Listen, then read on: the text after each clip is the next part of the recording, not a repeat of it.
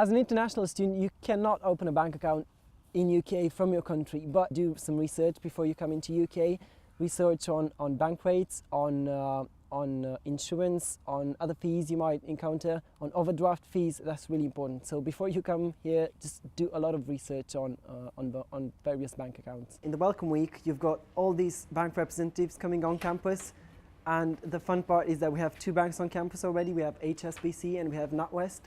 Easiest and safest way to pay for your tuition fees and your accommodation fees is via bank transfers. What a lot of people do, which is not safe at all, is bring huge amounts of cash with them, which poses a serious security risk, and I strongly advise against that.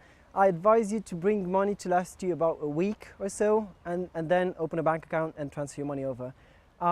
Another thing is, if you want to pay your tuition fees and accommodation fees from a foreign bank account, you will need to pay all the money at once. Unfortunately, you cannot pay in arrears. That's why I advise opening a bank account here and then paying from that bank account.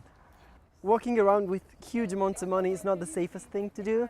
What I advise you to do is get some traveler's checks, which costs you nothing and have no clearance time.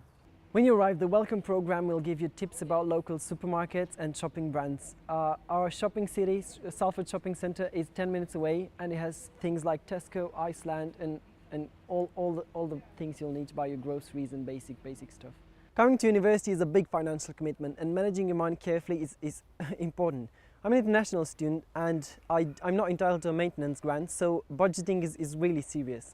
The fun part is that in the Welcome Week and the International Week, the first 2 weeks when you come to university, there's the student life, which helps you with a lot of stuff from well-being to finance.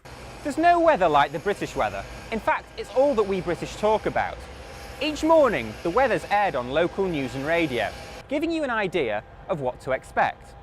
Unfortunately, it's not entirely accurate. Sometimes in Britain, we have sun. However, most of the time, we actually have rain, and therefore, you should carry a jacket with you always. The British weather has a tendency to turn. Therefore, you should prepare for all eventualities and prepare for rain, snow, sleet or hail.